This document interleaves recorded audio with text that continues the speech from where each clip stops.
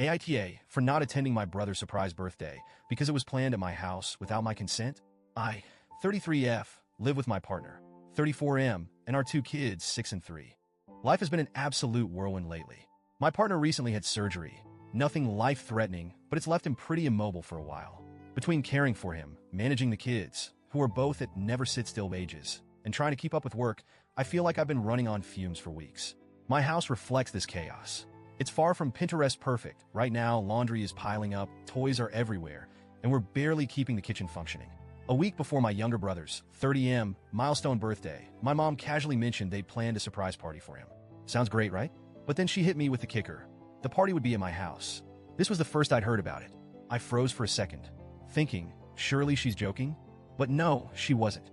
She went on about how my house is the most spacious and centrally located for everyone, so it was the obvious choice. She acted like it was already a done deal, like I'd been part of the planning all along. I was stunned. I interrupted her and asked why she hadn't asked me beforehand. Her response? Well, we just assumed you'd be okay with it. I was not okay with it. My first instinct was to scream, absolutely not. But I tried to stay calm. I explained that my partner was recovering from surgery. Our house was nowhere near ready for hosting. And honestly, I didn't have the bandwidth to take on something like this. Her reaction? Immediate disappointment. She sighed and said, but everything's already planned, honey.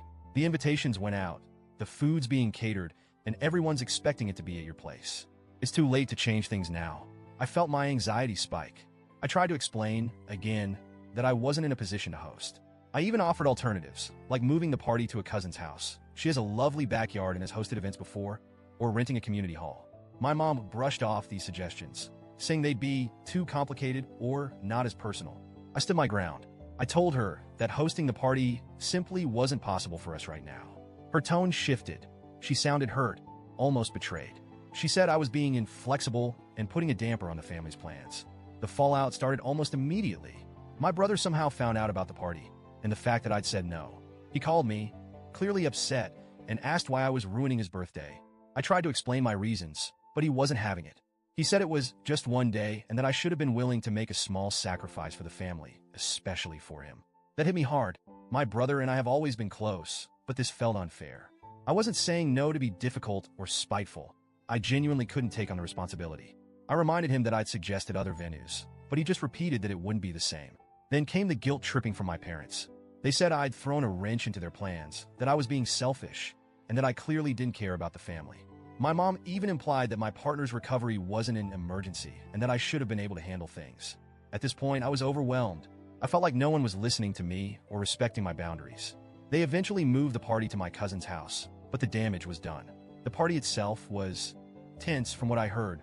My cousin was gracious enough to host, but the last-minute change caused a lot of logistical issues. Some relatives couldn't make it, others complained about the new location, and the overall vibe was reportedly awkward. I didn't attend. By the time the party rolled around, I was so emotionally drained that I couldn't bear to face everyone. I knew there would be side eyes, whispers, and passive-aggressive comments. I also didn't want to leave my partner alone, as he still needed help with basic tasks. As expected, my absence caused even more drama.